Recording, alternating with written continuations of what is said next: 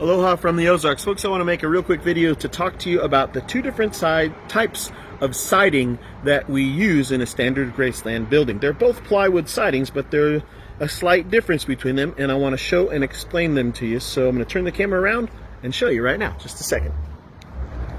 All right. Number one is what we call standard stain. So it is not painted, and it doesn't have paint or urethane on it, okay? This is called our standard stain, and that stain color is called honey gold.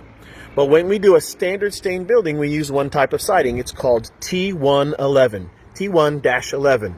It's actually slightly thicker than 5/8 inches thick, but it is a plywood siding. I'll go inside the building and make sure you see.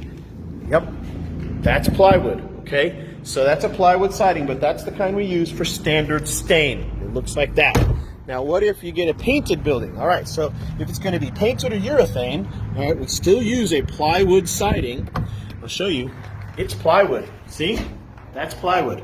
Okay, just making sure you see. It still is a plywood siding, but it's called Duratemp plywood, and it's 5/8 inches thick.